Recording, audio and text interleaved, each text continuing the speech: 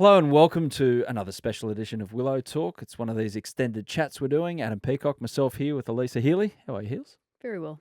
We've got a special guest today, Nic Maddinson, who, do I call you former Victorian, former New South Wales, now New South Wales batter? Is that where I go with? Yeah, we'll go with that. Yeah, we'll go with that. Yeah. How are you, mate? Yeah, I'm good. Thanks for having me on. Yeah, great to have you in, and you've got a great story to tell, and it's a story that's not finished yet, of course. There's a few more chapters to write, which is great to see. But firstly, you went from New South Wales to Victoria to New South Wales. Not usually done, crossing that border, especially with cricket and the rivalry that goes on. The decision to come back to New South Wales and further your cricket, talk us through the reasons there. Main reason is probably family orientated. Last year had a baby boy in January, so I think being closer to family, my wife's from Sydney as well, so when the opportunity kind of popped up, it felt like a pretty easy one to make. From that aspect, it was obviously pretty tough leaving Victoria. I really loved living in Melbourne. I loved my time there. As a squad that I kind of saw grow while I was there. It was pretty young for a few years there, but it was kind of the main driving point coming home was to be around friends and family.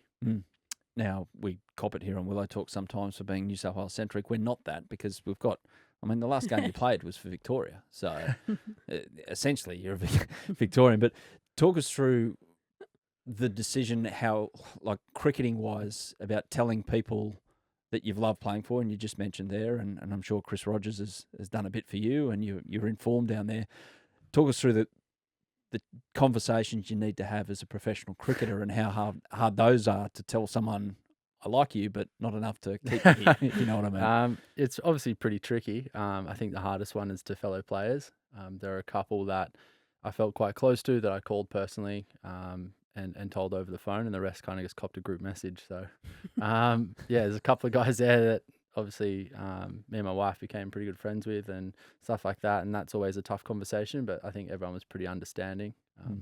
And when you get to Chris Rogers has been a pretty big influence the last couple of years with that squad, so having to tell him that you're leaving and you've been a big part of that, I guess through his coaching journey as well. I've been there the whole time from when he started, so they're obviously pretty tough conversations to have, but I think most of the time people understand where you're coming from and the reasons behind it. Did Shippy, being the coach at New South Wales, have help at any point in your decision to come back? Obviously, a little Victorian flavour there, but it made it slightly easier, I think. Like I said, it was a decision driven from more kind of off-field reasons and what I thought was going to be best for my family and being around some friends and family for that extra support. But I think when you look at it, I always would have loved to come back to New South Wales. I kind of didn't really want to leave when it happened and had to make that move. So when the opportunity came up, Shippy being in charge definitely played a part in that as well. And having some guys there in a squad that you feel like you can kind of evolve with as well. So Shippy, I love working with him. I had him at the Sixers for a long time. I love the way he goes about his coaching. He's a very good presenter to the group, and I think a good influence at the moment for that squad.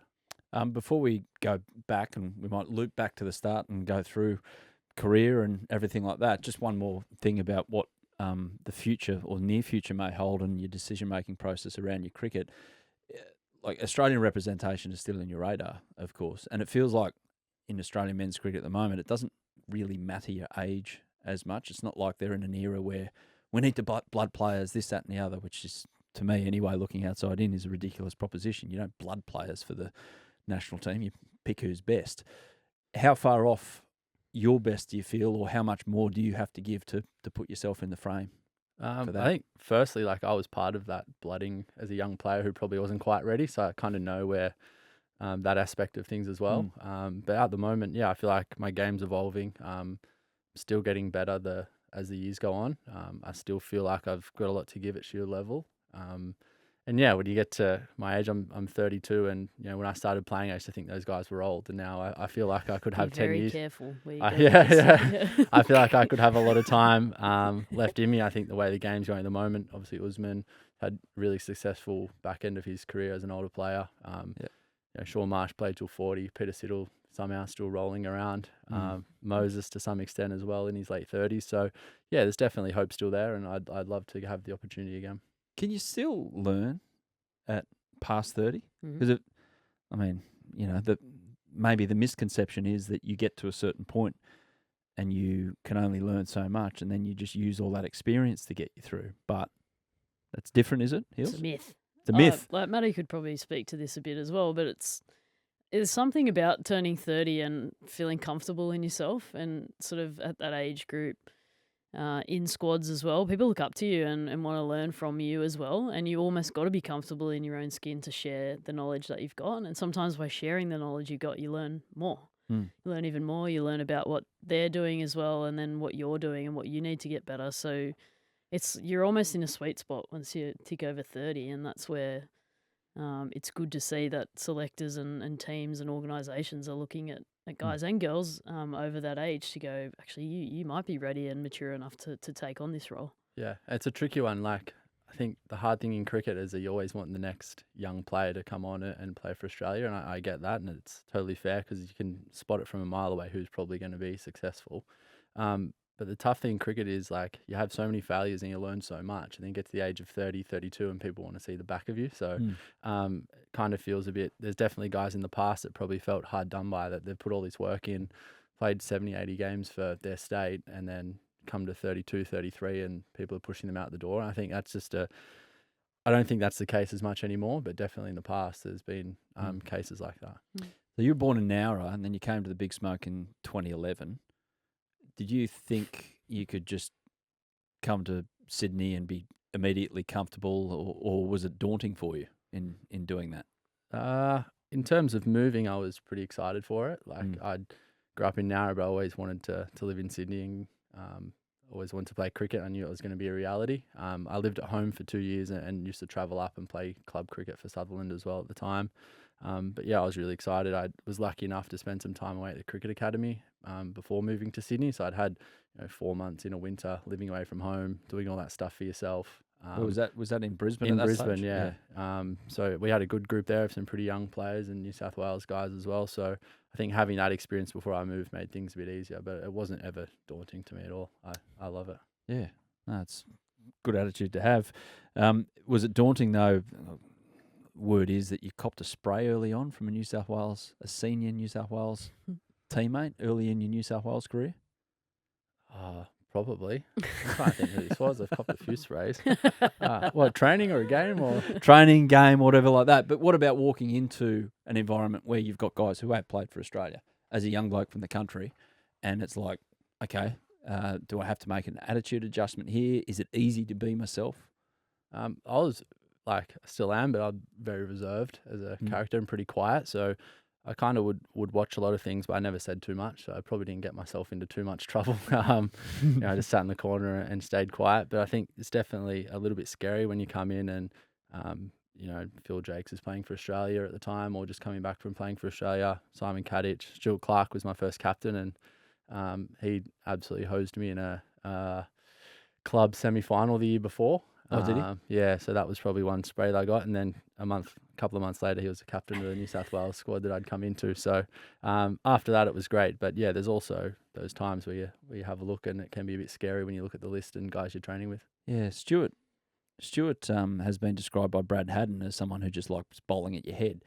Doesn't mince his words either. So you can remember that day clearly, obviously. Oh, yeah, I do. Yeah, and I slipped over and got run out on the pitch. So. Hang on, go back. Tell us the story. How did this unfold? I think I got sent back tried to run a quick single, got sent back and slipped over in the wicket and got run out. So it wasn't a. And did Stuart run you out? Did he take the bails off? No, I don't think so, but yeah, damage was done. He'll let you know about it. Is that something? So when you step into that Blues change room then, and Stuart Clark is your captain, is that something that you ever brought up with him then, or did you just let that go? I think I just let that go. Did he apologise or? No. What do you think? No. And he was even my boss a few years later at the Sixers. And still never said anything about it. But after that, he was extremely welcoming, and I remember one of the first times after that, he came up to me at training, said, I can't swear on the show, but basically said, yes, you can. If you ever think you're going to the under-19s, you're kidding, you're staying with me, so I'll look after you. And yeah, it was great. I was lucky enough to play pretty early on in that season, and even talking to him gave me the encouragement. I went on a pre-season tour and had a little bit to do with the squad then. To be fair, sometimes I think when you cop a spray as a young player, they know how good you are. Yeah. Sometimes that's if there's genuine no respect, they almost are Let you quiet. go. They let you Yeah. go. Whereas if there's a genuine respect there, they'll let you know. Well, that's the Yeah, old one go for about coaches, about gruff old coaches. They'll only spray the ones that they know, firstly, who can take it, and secondly, they absolutely care about. Yeah. That they want to get to the bottom of the talent. So, yeah. Never- Mate, just looking at this CV early days of yours. So, from moving to Sydney in 2011, 3 years later, you're playing for RCB in the IPL. Watching. With Not playing, watching. You're in the squad getting paid to be there. You're not having to pay for a ticket, put it that way. So you've got a uniform. That's pretty impressive when guys like Virat and AB de Villiers and Yuvraj Singh and all those guys are hanging around. There's got Mitch Starc as well. He's on this list. But how did it happen so quickly for you? Because you're doing the business for New South Wales One Dayers, Shields, younger New South Wales then, youngest first-class debutant to score 100, put on 153 with Uzi. Who made 214, so he one-upped you, and make sure he told you about it. He will let you know as well. But, you player of the match in BBL big games as well. How does a young player make that adjustment so quickly? I guess you're pretty ignorant and you don't really know, and you just kind of turn up and think it's going to be easy, and you just play, and probably takes a little while after that. I struggled for probably 3 or 4 seasons after that without scoring 100, and really struggled to understand batting and how to go about it. But I think when you're young, you can come in, you play with a bit of freedom, and you don't have the baggage. And honestly, I felt like I had probably no idea. Now I look back at it. At the time, you think you know everything, but you definitely don't. And yeah, ended up at RCB, I think, through Trent Woodhill, who was my junior coach, and he was around New South Wales a little bit at times as well. And when the BBL came in, I think I was top 5 of the run scorers the first season of the BBL, and I think it just kind of went from there. And yeah, obviously that part of my game struggled since, but it was a great learning experience. What's tell us about that time with RCB, walking into that cool. change room. It was pretty cool. I think the one that surprised me the most was Virat Kohli. He was so welcoming. Would take us aside. I remember Sean Abbott and me just kind of sat on each other's hip most of the time and just kind of looked around, and he was inviting us up to his room, having chats to us at cricket training and stuff like that. And that was probably the one that surprised me the most. And just, they're big personalities, but they are, individuals outside of cricket as well, and have their own insecurities and stuff like that. And I think being a young player and just seeing them, away from the TV screen, was pretty cool to see as well. Was the universal boss around at this stage as well? He was there. So that's why I think I played the first 2 games of the season because he was injured. Yep. And then got a broken finger at training, got sent home, and that was kind of it. So, missed out on a season there, but then went back, and obviously Mitch was there as well. We had a good little crew. But yeah, it was seems like a bit of a blur at the moment, but it was pretty fun at the time. What about those times just scoring runs? At the Australia A Tour as well, you obliterated Ireland in Belfast, 113 from 63 balls. If you could bottle what you were doing there, was it simply a case of just instinct and trusting your instinct that got yourself into that position and just capitalise on that?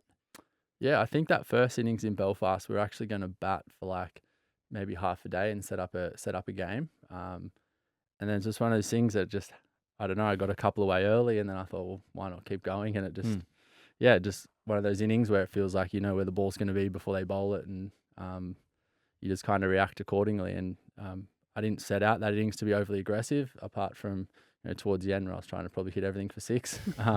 That's the other thing, like being so naive, I had probably no idea how much how important that was, and to be able to do it, I thought, well, I can do it. Like it's not that hard. So ended up being a pretty good tour. I finished it with a golden duck though, but that's okay. Oh, I don't remember that. That one's not written down. Yeah, It's not on this. It doesn't matter. It didn't happen. Yeah. Didn't happen. Were you naive as a young cricketer? Yeah. And I love hearing, stuff the bowlers, get the more batters in here and talk about it, because it's funny how a lot of players speak about that early on. I think you're young, you're fearless, there's no expectation either on you. You just go out there and you play, and it's always that second year syndrome, we call it, in WBBL in particular. Like someone new comes on the scene, takes a bunch of wickets, makes a bunch of runs. Second year's really hard to back it up because everybody now knows about you. You're on everyone's radar. So it's sometimes easier as a young player, but then how do you just keep backing that up and maintaining that form? It's bloody hard work. Yeah, and probably there's definitely things I do now in my batting to be more consistent that I would have been told about at 18, 19. I think there just comes a time when you're ready to listen and ready to hear what people are telling you. And I think as a younger player, you kind of think you know everything and you want to work it out for yourself. And there's definitely a degree of that with young players, especially now as well. So I think that's part of the journey. Test cricket came about in your life in November 2016. Debuted at Adelaide Oval.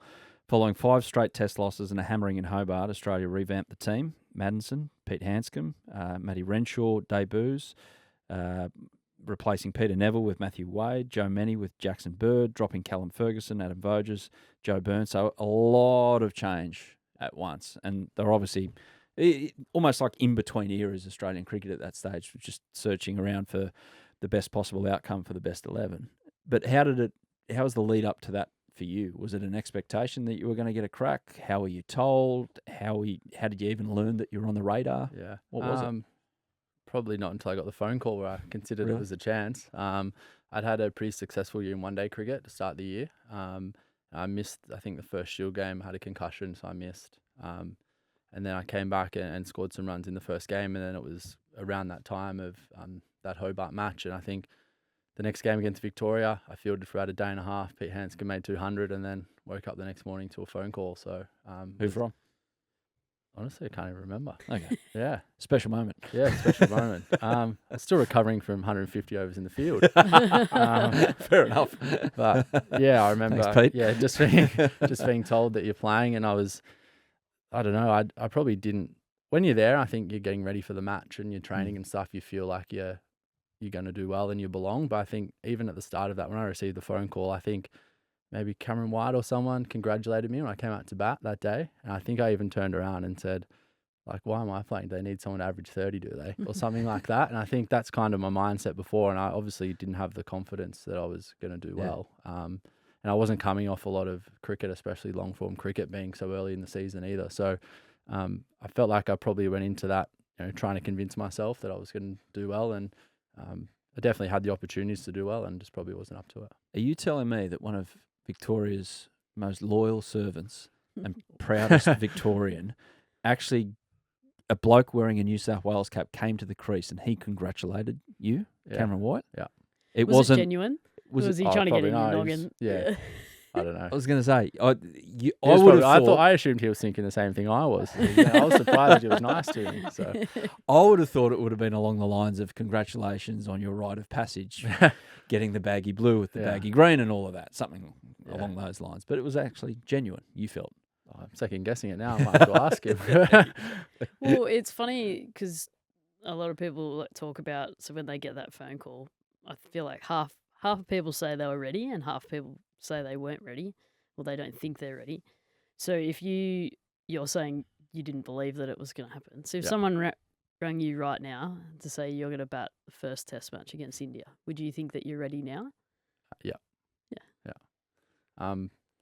Mainly because I think I've just had, like, I think what I said before, you learn stuff about your game. You get to an age where, you actually listen to people and want to start hearing some things, and you dive deeper into, I guess, the mental side of the game and what makes you a good player.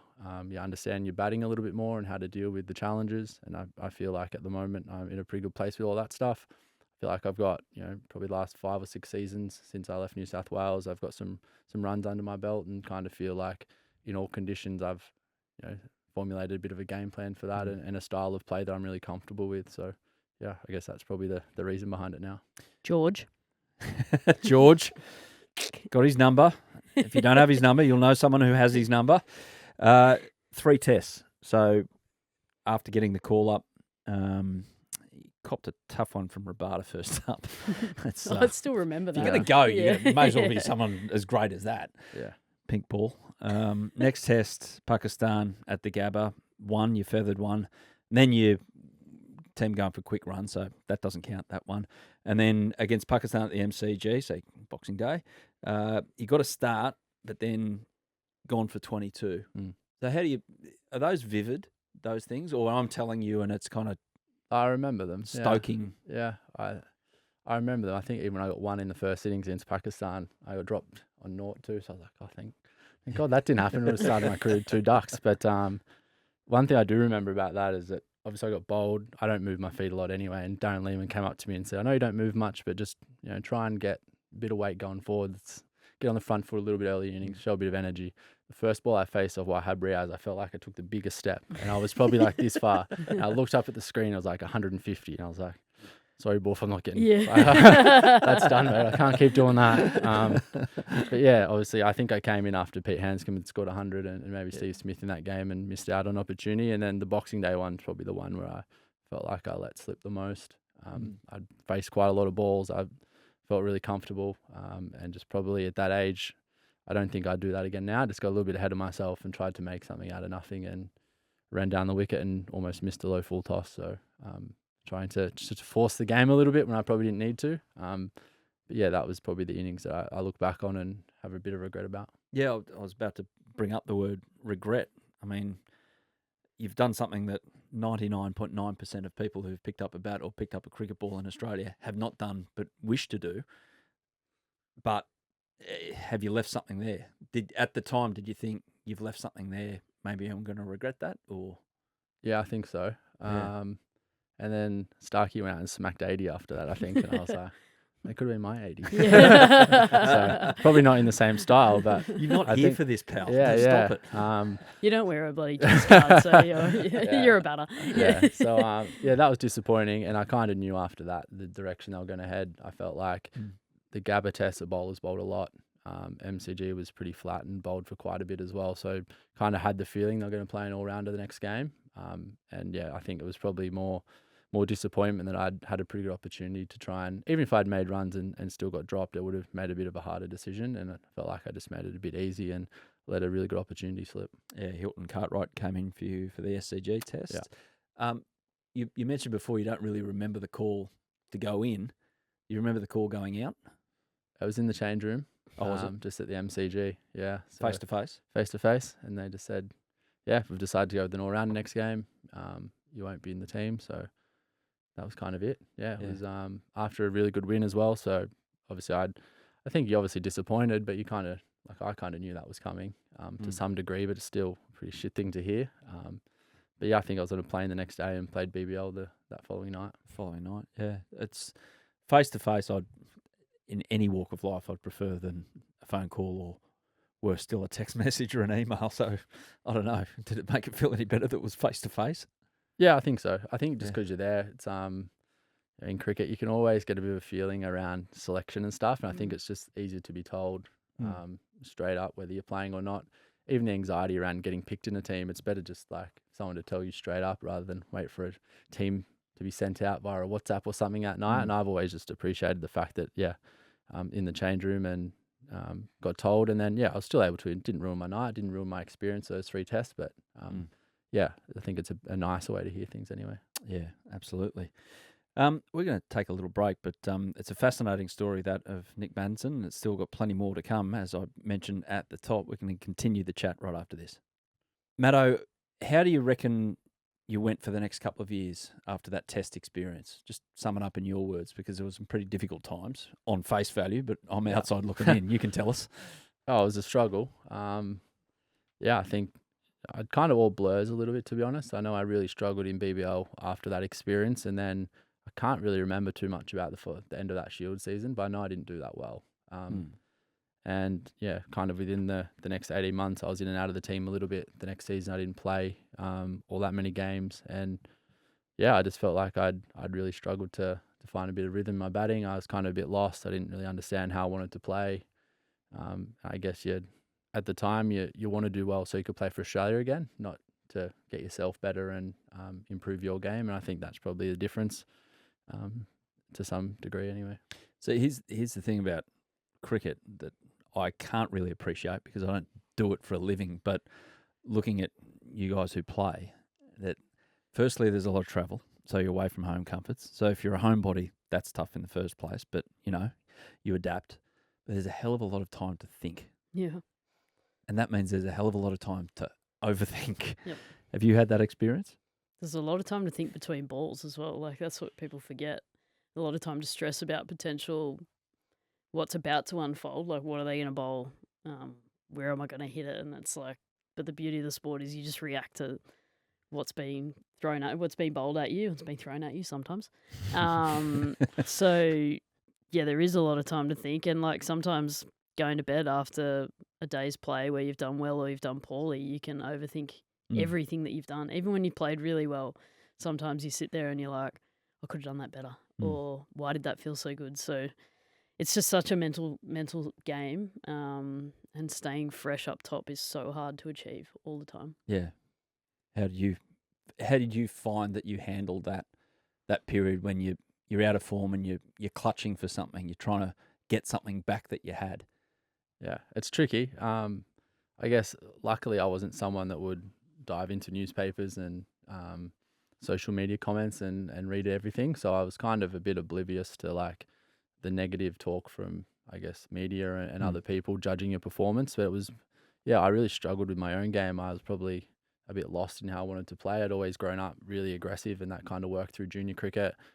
Started okay at first class cricket and then kind of that dwindled down and had to try and find a new way to play. And I think around that time I was going through a pretty similar experience, trying to work out how you want to play, sit at home at night watching old footage. And I think you just get consumed by it. And when someone that's pretty young, I didn't really have anything else apart from cricket at the time.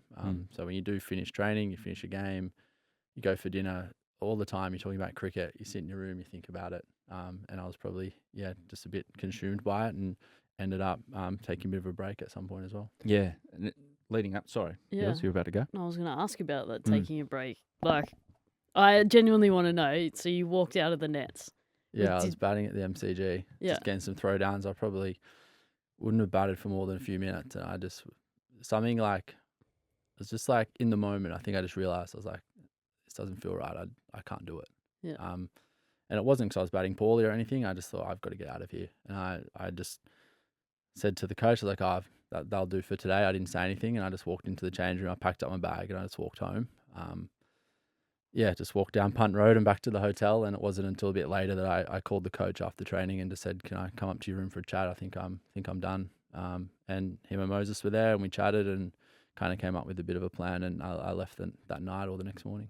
It was pretty brave. I mean, like we see a lot of players step away from the game now, probably a bit more aware of how they're feeling and, even mental health to an extent. But in your own mind, had you decided that I just need a break? Did you think that you'd come back as well?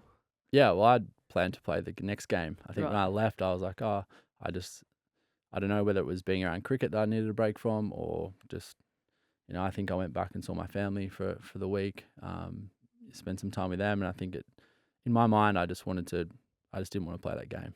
And that was kind of how I made my decision. I just didn't want to be there and felt like if I did, I'd probably be letting other people down. So it was more so that, just get out of the way, let someone else play and work on it and have a bit of a break. And that's kind of where it started. And then I didn't end up playing for a few games after that. At the time, there probably wasn't a lot of people that had made the decision to step away from the game, and there wasn't really a process in play to come back into the game. So that was a little tricky one to navigate. And I was a little bit disappointed at times because I felt like I was ready to play, and you're telling them you're ready to play, but you've got to do a few things and tick some boxes along the way. And I always struggled with that because I thought, well, if I'm letting you know that I'm not okay, surely you can trust me that I'm training and you can trust when I say I'm ready to go. And I probably didn't play much at all that season. Towards the end, I think I was 12th man for a game down in Wollongong after that. I might have played one more towards the end of the season. I don't really remember, but it was a bit of a challenging time. In the lead up to that, did you feel like that it was more than just not being able to get a run? It was affecting your, I don't know, day-to-day life. You weren't quite yourself. Was it along those lines, or was it a bit of everything? Yeah. I can't remember too much about it now, to be honest. It is but there were times when I didn't really want to turn up. I didn't want to get out of the house. I didn't really want to get out of bed and go to training. And I think to some degree, you just want to soldier on and hopefully that it passes. And I think that moment at the MCG was the sign for me that it probably wasn't going to happen and I needed to go and do some work. So yeah. Would you look back at that and say that was exactly what I needed to do? Yeah, I don't regret it at all. Yeah. I never once thought I wish I just played that game and see how it went. Even a few years down the track, I sat out some games for Victoria for some mental health reasons as well. And there's no way I would have been confident enough in that position if I hadn't done it previously. Yeah, because like you say, when you brought up there, this happened in like the early 80s or 70s to an Australian cricketer. I was like, what the hell is wrong with this bloke? Yeah. Like, He's you're soft. so-and-so, he's soft, this, that, and the other. But you're saying there it's only, what was it, 7 years ago? Yeah, that was the first time, 7 years ago, that even then you felt like there wasn't quite the parameters around something like this. Fast forward 7 years, and your captain there who you had the chat with, Moses, he's been through a few things where he's like, okay, I need to stabilise myself here and get myself right.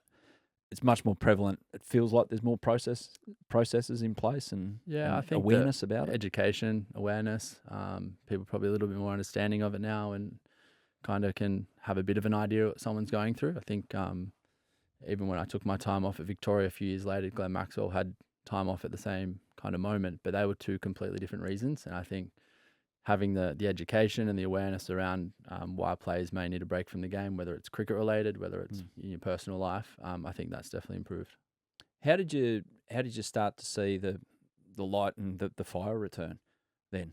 On both occasions. What triggered the want to go and do it? Because you could easily just walk away and go and find something else to do with your life. Yeah, I think the first time was right at the end of a season. So I wanted to come back. I think the moment that I actually wasn't selected for the game and I was 12th man and that hurt not to play. I think that was where I was like, okay, it's all good. There's still stuff you need to work on away from cricket and that kind of stuff. But I kind of knew then that I really, really wanted to keep going. And then the second time it was just, there was a time I remember fielding out at the Wacker in a Shield game and I started crying. I didn't want to be out there. And it was just one of those things and played another game. And at that same time, I just knew same thing, just almost in an instance that it wasn't right and I needed to have a break. So I guess probably felt more comfortable with it then, knowing that, the process in play. I think coaches and staff and organisations were a bit more aware of players needing to take a break at times and the mental health struggles and also the struggles you find on the field. Like I said, Glenn Maxwell, I think, took a break at the same time and it was a completely different reason to me. And I think we both looked after extremely well. So you don't look at cricket and go, well, this game's doing this to me. It's like it's twisting my head, and I don't know if you're anyway inclined to be like this coming into the game, coming up to Sydney and things like that. But it's almost discovering a few things about yourself, or was it the game doing it to you? Probably just life as someone in their mid-20s trying to work out what was going on. I don't think I've ever been at a stage where I hated cricket and not wanted to play. It was sometimes you feel so overwhelmed by stuff going on outside of the game and other areas of your life that it made cricket a hard place to be. And there's definitely times when you deal with loss or grief or some challenges and you can turn up and still do your job and be successful at doing your job. But I think in those times, it was me just I kind of knew I had to work on a few things away from cricket, but it was never cricket that I hated or ever wanted to give it away. Do you think cricket now coming back into it, you've still been around it, but seeing it now as a 32-year-old, do you think cricket has found a balance for people with life around the game, or do you still think there's a place to go? It's probably going to evolve and there's still probably more room for it, but I think it's definitely changed a lot, even the past kind of 5 to 6 seasons. I think now coaches, organisations and teams are so much more aware of and accepting that people do have things outside of cricket. And sometimes, doing your gym session and training and then sitting around for 3 hours and watching everyone else go about it mightn't be the best thing for you when you've got 50 days of cricket about to come up. And I think, at the moment there's a pretty good balance of letting individuals get what they need, but also focus on team stuff and be there for your other players. I think that balance is probably something, that was the first thing I noticed when I went to Victoria, to be honest. It was very much individual to some degree. Guys were kind of given a bit of rope to do what they wanted and prepare the way they wanted, and it wasn't what I was kind of used to. But I think most kind of organisations and teams are heading that way now. Is that why the last 3 times I played at Longreef Golf Course, I've looked across a couple of fairways and there's a certain person... Ollie Davies. Ollie Healy. Joel Davies. Yeah. No, but it's important, adjustable, and the game can the game can do that to you, and it's awesome that you've been able to come through. Okay, let's get the lighter side of things, enough and the comeback, and the way that you were able to. Okay, did you feel like you were getting out of your comfort zone going to Victoria, or was it the hope of starting something new and a new lifestyle when you moved down there in 2018? Probably the hope of starting something new.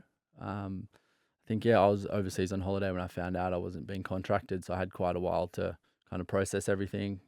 Played a little bit of T20 cricket over that UK summer, and then came back, and there were times when I wasn't sure where I was going to end up, whether I was actually going to stay in Sydney and try and earn my way back in, or I was going to move to Melbourne. And I flew down to Melbourne at some point and had a chat with Andrew Lynch, who was a selector at the time, Andrew McDonald and Sean Graff. And I think I just got a bit of encouragement from them, and it made me feel quite welcome. And I thought, it just seems like the right fit at this time. So I decided to make the move. But yeah, it was more so excitement and moving my career forward more than anything. And moving to St Kilda as well, nice part of the world, socially. Yeah, can be. Correct.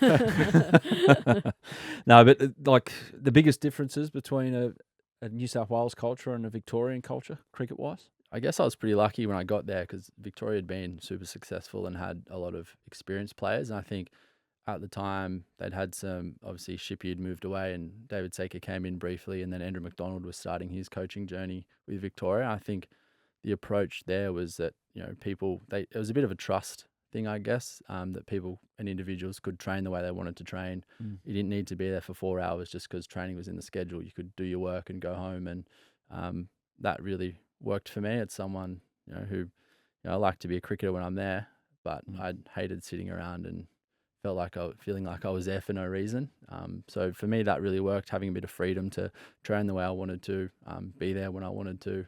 And I guess when you've come from a squad that's a bit older and quite successful, those things are quite easy to do. But yeah, that changes, and I think you've also got a bit of experience as well. Like, I don't think that would have worked for me when I was 19. I would have had no idea what to do. So I guess it's just at that moment in my life and my career is probably exactly what I needed, and I got lucky. Yeah, look, down the pub on a Tuesday afternoon at 1:30 after training. There you go. Have you found that It's not what we do, Adam. No, I know now. You're very professional now. But have you found that the adjustable nature of preparation is wildly different from when you first started, for instance? Yeah, I think generationally it's changed a lot, and sometimes I sit there and I need to pull my head out as an old bird and go, stop it, because sometimes I get frustrated that players are just looking at themselves at training and then going in the change room sitting on their phone, and I'm like, go and help a mate. But it's actually like what they need. They've like, I've got what I need. I train really hard. I'm switching off. And you got to wrap your head around that a little bit, because I'm still a little bit old school in some of the stuff I'm thinking about. But I say this all the time, that cricket's an individual sport played as a team. You need your teammates to win games, but it's an individual sport, basically. So if they've got what they need and they're switched off for the day, let them go. It's also a balance. Like, I find at the moment, and it was the same the last few seasons in Victoria, and probably the same thing I've noticed coming into New South Wales with the younger squad. That seems to work well with them. Being able to get what you need, feeling like you're ready to go, step away a little bit. I remember days you'd have to stand there and throw balls for another hour and a half and stuff like that. And it definitely still happens to some degree. But I think the chat off the field now has changed. Like, people are a bit more open and vulnerable about their batting or bowling or whatever it is. And helping a mate or helping a teammate probably just looks different now. And might be talking about the game in the change room or over a coffee while other people are having a net, rather than out there throwing balls for hours to each other. And I think it still goes on, and that will keep evolving and probably something new in 5 years' time. But just at the moment, I think those things are still happening. It just a little bit differently. You talked before about your New South Wales days, about how it was cricket. If you're in a slump, you're thinking about cricket, how to get out of the slump and everything. Have you found something outside cricket that's given you that balance that just wipes your mind of the game? It might be family, or is it another interest, business? I don't know. Something outside? I think having a family is probably the biggest one. I guess probably COVID and having to work out things I enjoyed. I still really don't know what I'm going to do after cricket, and I'm a bit of a nuffy, to be honest. I love watching cricket. I look at scores all the time from around the world and that kind of stuff, but I don't probably get absorbed by it and probably don't stress about my own game as much. I feel like I can be a cricketer when I'm there and when I need to do the job, but when I get home, I can be someone else. And I think that's an important thing that you learn as you get a bit older. So you're one of those ones that I do it a fair bit as well. Just wake up in the morning, you got your apps to check, and you're one of those ones that goes on cricket.com.au app and checks all the If scores. there's a game on, yeah. There's always a game on. Always a game on, yeah. There's I always find a game myself, on. I always check county cricket scores. Yeah? Yeah, especially because there's quite a lot of Aussies that go over and play. You wake up in the morning and the game's been on overnight. You always kind of check Have you to played see much how of that? mates are going. Played some T20s back in 2018, and then 2 years ago I spent 6 games, so about 3 months at Durham. Oh, yeah. Yeah, Nice part of the world. it was a good experience. Yeah, I Are had you a fun. Newcastle United fan now? Nah, Has Northie no, got you on that, or- Nah, not quite. There's a bit of a. Most of the guys are from Sunderland or grew up there, so there's a bit of a clash in the change You room. just 'cause swore we're going to beat that out. they actually sung Bladen Races as their team song, which is a huge Newcastle United song. So Correct. I think a few of them might have been a bit uncomfortable singing that as Sunderland fans. But yeah, I had a great time. I love playing county cricket. It was a little bit different to what we experienced in Shield cricket here. But if I had the opportunity to go back, I'd love to keep going. Absolutely. Talk us about your Shield form with Victoria and how it's come about. So December 2018, you scored 162 on Shield debut for Victoria, so that's a good way to make friends quickly down there. Finished with 300s in 5 matches. But, I mean, in between that and what I'm about to mention, you had an ACL rupture as well. So we'll get to that. But you scored 300s in 4 Shield matches in the season just passed. Pretty good. Pretty good going, mate. It's pretty good going. Yeah, I don't know. I think obviously I was hungry to play, and I really wanted to try and play before Christmas. It just didn't really work out. And then throughout BBL, obviously not being in the team that much, I had a bit of time to kind of work on my game, and I hadn't had a lot of match practice leading up to that. So I was able to play some club cricket throughout January. And yeah, I felt like I was in a pretty good place for Shield cricket. And I guess at the time, I feel like you need to prove something again. You haven't played for quite a while and probably missed nearly 10 games in that span. So it was more just, I felt like I was batting okay, but not exceptionally well. I've definitely batted better in my life, but I probably just learned some mental skills and, being away from the game and having to watch from the sidelines a little bit, just that determination and I guess a bit of grit to get back in there and perform. Yeah, because you had the time off that you had to have because you ruptured an ACL playing for the Renegades. Pretty much sum things up at the Renegades, but anyway, that's the way life rolls. But within that time, you became a father, so that's the ultimate get over yourself, stop thinking about your poor old injury, and get on with life. I probably didn't get over it quick enough. If you ask my wife, I was apparently I was harder work than a new baby trying to demand 2 new babies she got. Yeah, so I was a bit harder, and I had some issues and tore my meniscus in the same injury, so Yuck. I ended up almost 10 weeks on crutches with a newborn. So she was looking after both of us and bringing me ice and bringing me food and that kind of stuff. I wasn't much help for the first couple of months, but I guess I was really lucky as well. I think obviously you don't want to get injured, and especially for that long of time, but to be able, I think he was born about 2 weeks after I had the injury, and to be able to spend basically the whole first year of his life at home, this time I was never going to get back, and I'm pretty grateful that I was able to experience that. It was a remarkable season that both Renegades skippers did an ACL. Yeah. I don't think, I touch wood, that never ever happens again. But that was a remarkable thing to unfold. Yeah. It was funny because Soph was a little bit ahead of me in her rehab, so most of the time there were times when obviously you struggle and then things go really well in the rehab, and I think she was always in the gym, and I'd say, "Oh, how's it going? You up to this part yet?" Or like, "What should I expect?" But yeah, it was a challenging time, and I don't know, there are probably times where my wife probably hated me and thought I didn't handle it that well because you can be in a bit of a shitty mood at times and you're not progressing and everyone else is playing cricket and you can barely walk. And it was definitely a challenge, but to be able to come back out of it and get back into the team, which I wasn't sure was going to happen straight away, and then to perform well was pretty satisfying too. Well, literally be as good as ever, which then made you get a call from New South Wales. And we're looping back to the top here, but yeah, I mean, was that unexpected that you were on their radar again, or was it something you facilitated because of the family situation? Well, I know I scored 100 against them, so I was kind of expecting they might be interested. Front and centre. Yeah, so I think I heard about it after the game we played them, to be honest. I think there was an email kind of sent out. I think the States are pretty open with their communication these days in looking to talk to players that are elsewhere, and obviously being off contract and New South Wales going through a bit of a redevelopment and looking to get some experience back, that I was probably one on their list. And then, once I knew that was kind of an option and you talk about it and pros and cons and over the next few months, but it wasn't until probably after the season where I had those official kind of chats and thought it was the right direction to go. I feel like I knew about it.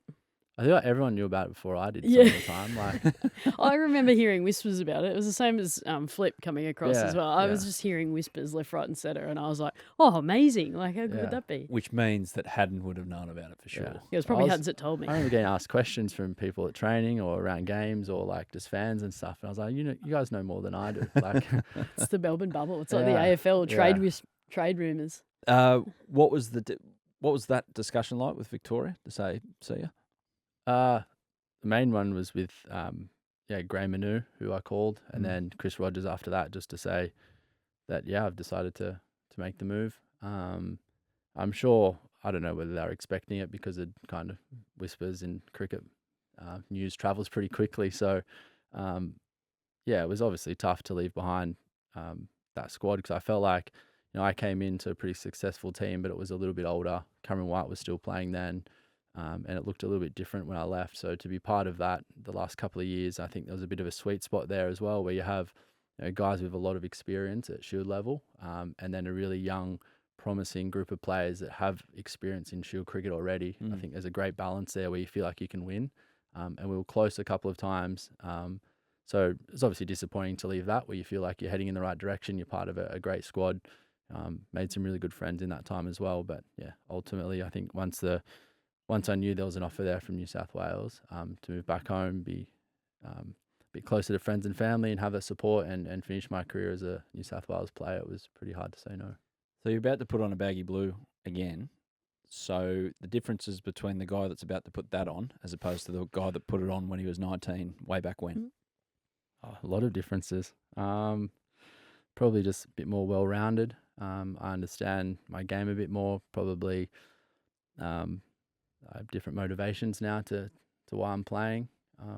I guess those things kind of evolve over time. Like I said before, I'm pretty comfortable with where I'm at in terms of my cricket. So I feel like I'm in a place where I can try and help and give back a little bit as well, which is also an exciting thing. When I spoke to New South Wales about potentially coming back to look at their squad and see the direction they're heading in, to hopefully have an impact in developing guys quicker so that you can become successful. I think being able to be part of that was pretty exciting. But I think the main thing is just someone who's really comfortable in being themselves, be myself at cricket, away from cricket, really comfortable in my game, and pretty happy with how things are going. Awesome. Sundries.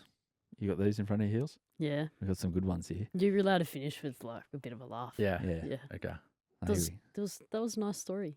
It was. Yeah. You've got an amazing career journey that absolutely. Some of those young guys, I watch it. Like I get lucky enough to be in it, Cricket Central, and cross paths with the boys. I was fighting the boys for the gym the other day, just me on my own while they were all Matto was doing his guns. Singlet on? Probably. Yeah, of course. Well, she's got a big problem with cricketers in singlets. On the field, not in the gym. Yeah. Well, I had to make a bit of a change. I've spent all this money on tattoos in my life. I play cricket in long sleeves, so I was like, did they go all the way? All the way, chest and everything. Oh, wow. So I thought, I spend so much time in a long sleeve of playing cricket. Maybe it's time to get them out a bit more. So my guns were looking a bit small. I was cycling too much, and my arms dwindled away. So nothing wrong with skinny arms. No, it was more like it must be cool coming back into the group as like a senior player, and I can see it from an external. Like the young guys in there just love all the older guys coming through. I mean, you get Mitch and Josh and Moses strolls through, you stroll through, and all the young guys are like, what are they doing? Like, what are they doing? Let's follow that. So it must be cool coming back into an environment like that. Yeah, it's pretty cool. And to see, like, I guess how different the young players are now compared to when I played. Like, it's not all that long ago, and some of the skill and the things they're able to do, like, Ollie Davies is probably one that stands out the most. I told him I was going to sledge him on the show, but I'll say something nice. But he doesn't go to training anyway, so no one will know. Exactly. But he gets what he needs to do and gets out of there and scored 3 Shield hundreds. So, but seeing the talent and how they play and how they train is obviously different to what I'm used to at times. But I feel like it's a fun place to be.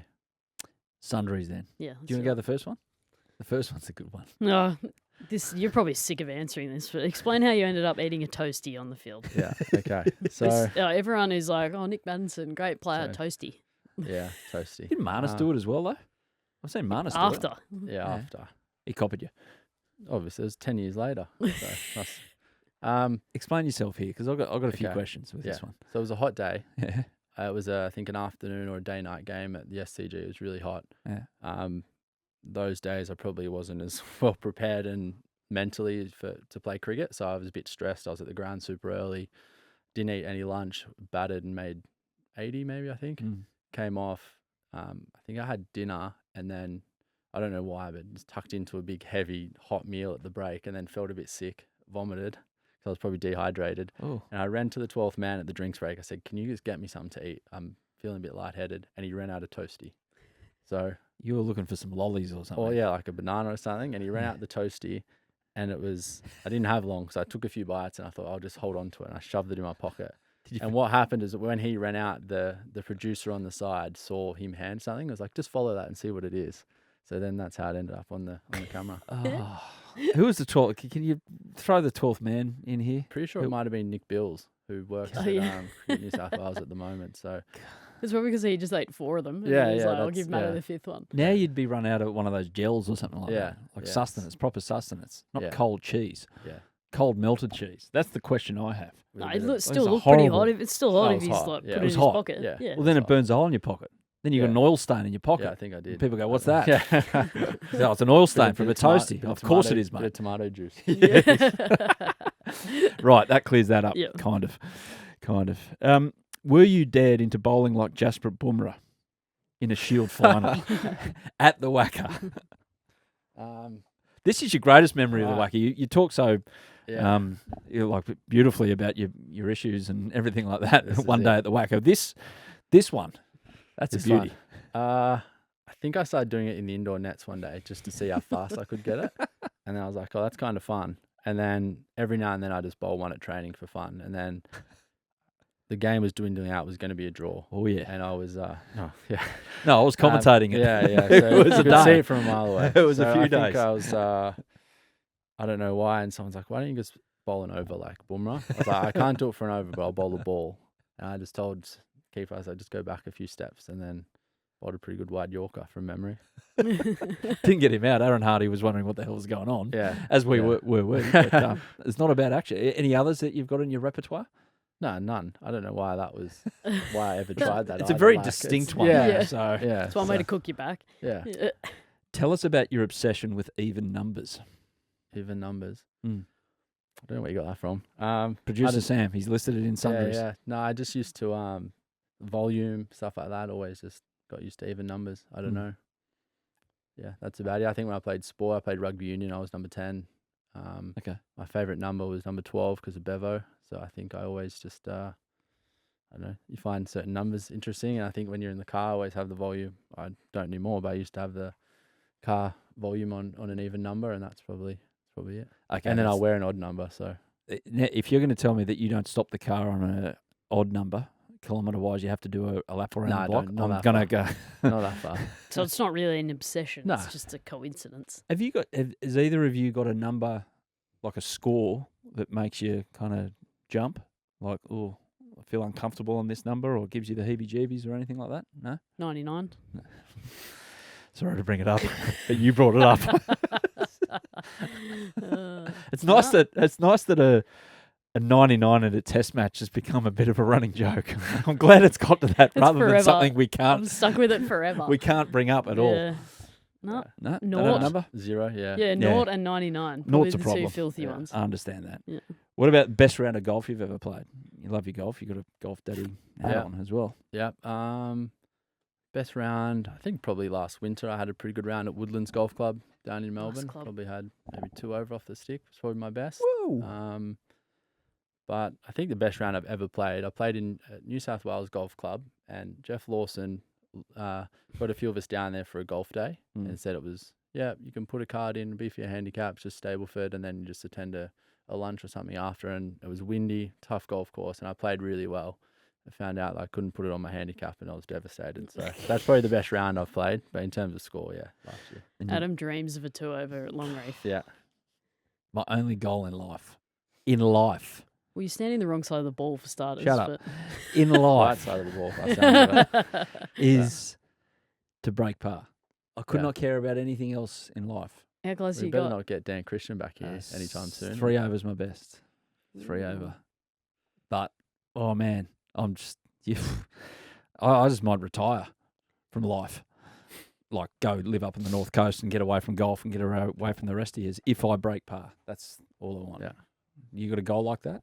Maybe play for Australia in Test cricket again? It's Yeah. a little more lofty. Yeah. I don't know.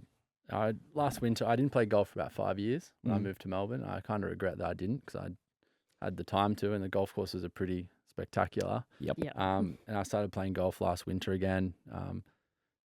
Pretended that it was for. I asked the surgeon. I said, right, what exercises can I do? I'm not allowed to run. I can ride. I'm sick of that. He's like, oh, any walking. Like walking's good. Do you play golf? I was like, yeah, I can play golf.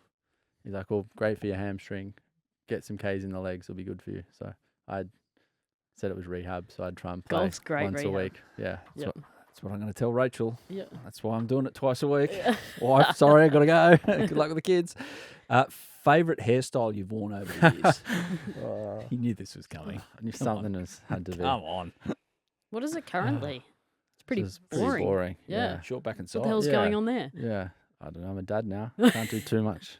I think my favourite is probably the one I had really long hair for a bit, a year or two ago, and I cut it all off. But that was probably the one I liked the most. Okay. But I'm starting to go grey now, so I might wait until it comes through a bit more, and then I'll go the old long grey silver fox look. Grey mullet. Yes. So Wow. That would Embrace be it. spectacular out there. Embrace it, Adam. I can't grow a mullet. I'd love to embrace it. I meant your greys, but yeah, the greys. Greys I'm fine with. Yeah. It's a sign of maturity, Nick. yeah, Who is the hardest bowler to face in the nets? This is a Willow Talk staple. Yeah. Who's the most? Ooh, there's a lot. Wow. Hardest in terms of something that gets me out the most would have been Scott Boland. He's the A lot one. of people say that. I don't reckon I ever really got out in the nets at all in 5 years, apart from him. So It's because of his sneaky movement. Not so sneaky movement. Everyone It's knows just- about it, but yeah, it's just it's that little quite variable. subtle. As a left-hander, kind of ball always leaves you a bit as well. Always found him exceptionally hard to face. Gets me out in shield cricket quite a bit as well. So always struggled with him. I think the worst to face is probably Mitch Starc. You know, playing in the 19s. I remember turning up to training one day and I was like, who's that? This massive left armour who felt like everything was going to hit me in the ribs, and it's still the same now. So, Big no balls too. 19-yard pitch. Yeah. That's all he's Honestly. got. And one last one as well, because someone came on Willow Talk, Steve O'Keefe, and told this story of someone who one day when they got out, and cricket does this to you, you get so frustrated, you decided to put a few items in the spa at the SCG change room. And was that you? I've heard that story. it was one item. One item, the bat. Yeah. The bat went in there. Oh. Yeah. Is water good for a bat? I used it after that and I got 100. So, yes. Something what in this, happened- everyone. I think what happened, from my memory, I'd batted a bit in the first session I was opening, I think at the time, struggled to get through got out the last over before lunch, so I was fuming. And I think I walked in, and in the SCG where the toilets were, there was a door, and I stood up the back, and I backhanded the bat, and it just bounced on the tiles, went straight into the spa. And I was like, well, it's gone now, I'll just leave it. And Dougie Bollinger went and fetched it out, brought it up to me, wiped it off, sat it there, and I chucked it back in my bag. And then I think I was using another bat probably a couple of months later after Christmas, and I was batting, and it broke. It was broken. It was because I had a bat in the water. I only just used that one. And Ricky Ponting told the umpire to make me change it because it was going to damage the ball. So he's made me change the bat, and they've run out that bat. And I used it. I was like, well, this is the bat that was in the spa, and I used it and made 100. So, yeah, waterlogged bats are fine. Excuse me while I go dump all my gear in the spa at the SCG before we go away. Just Yeah. gonna I dunk it wanted all. to give you the right of reply because Yeah. Socky enjoyed It it. definitely happened, He but put a little mayo on it, I but wasn't aiming for the. Well, yeah, I threw it just bobbled along, and you could see as soon as I threw it, I knew it was going in there. Like I could just see it bounce along and just pop straight into the spa. you got to let go of your frustration, don't you, Heels? Well, yeah, you do. There's been a lot of bat throwing stories at the SCG over the years, but that one is one of the funniest ones. Have you got a personal one? Of my own? Yeah.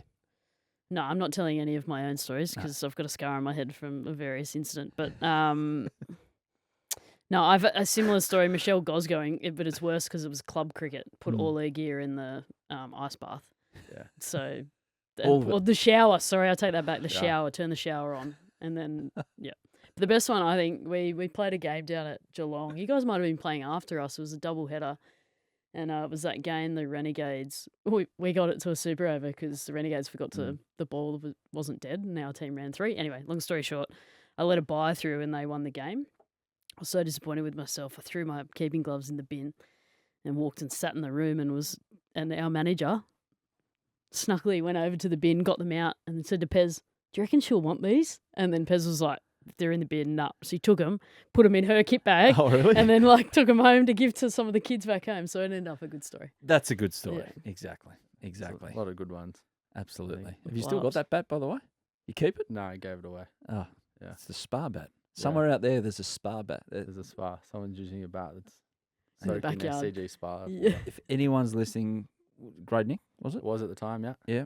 If anyone's got a grey Nick, which is a little salty around the handle, is it Little salt bit that's in heavy. a spa? I'm not sure. I don't know. Chlorine. Chlorine, Chlorine, hopefully. yeah. If it smells like an aquatic centre, that's the bat. Let us know. The spa bat is somewhere out amongst us. Can I ask one question for the podcast?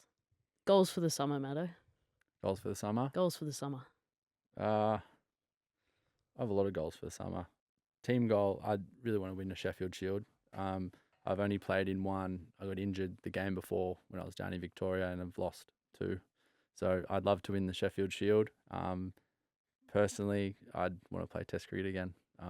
That's probably as far as those 2 goals go. I haven't really given it much other thought than that. That there's obviously stepping stones and goals you need to achieve to be able to play for Australia again. And I think, being a batter, I think 1,000 runs in Shield cricket is something you always look at. If you look at the records, there's, a lot of the great players have made 1,000 runs in a Shield season, and that's probably, I've never done that before and something I'd love to do, and that's a bit of a personal goal, but I guess the end one is to play for Australia again.